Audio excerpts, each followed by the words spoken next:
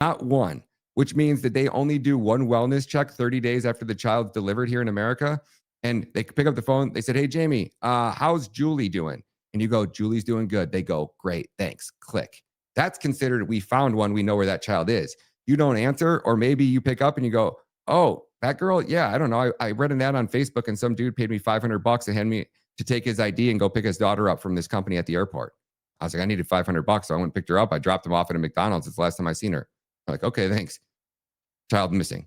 350,000 children over a 4-year period. So you guys you're in Australia, right? I went to one of was it the Collingwood, the Aussie rules football? Yeah, Yeah, I went to that stadium's holds 110,000 people. yeah. So fill that up over 3 times, every single seat in the entire stadium, and then vanish that. And that's how many children our government lost in a 4-year period.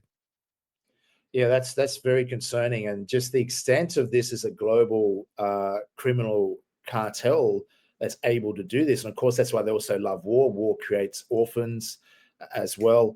But I think, I mean, this was a conspiracy theory once, and then it's now become out more and more. Just on the Trump issue, do you think MAGA ever was genuine, or from day one, Trump? I mean, I think Trump obviously wants to do good.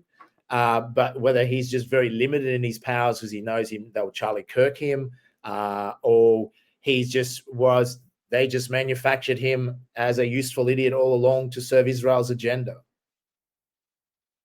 Man, you're coming with the best questions, man. You're good at this. I think that it's hard to really say because I got into the political arena late. Okay. So in 2021, I was just a humble Bitcoin podcaster talking about Bitcoin, talking about investing, talking about your need to get away from the US dollar and the fiat system, because that's really the root cause of all this evil. The banks are. And then I put out a video in 2022 of Andrew Tate saying that Bitcoin was a better investment than a house, and they demonetized my YouTube channel over it. That same day, I just happened to be filming at CPAC for a company called LFA TV. At 6:45, I got all the text that I was losing got demonetized. And at 7:03, I walked out of the door and the owner of LFA TV offered me a job. So that was really me getting basically catapulted into politics. So me immediately going, okay, I know very little about politics. I need to immediately catch up. The best thing I can do is focus on just Trump, right? I wanted to study Trump. I wanted to learn about everything that he did in the past. And I went hard into seeing, kind of behind the curtain. I would search, best Trump speech on YouTube. And before I could watch it, I'd be forced to watch a 60-second unskippable ad of Hillary Clinton tell me what a bad guy this was, what a bad guy Trump was, and why we can never let him get elected again. And he's an insurrectionist and all these things. So I started to see the left versus right. And then ever since then, it's like once you see it, you can't unsee it. And then it just keeps getting deeper and deeper and deeper. There is no end to this rabbit hole.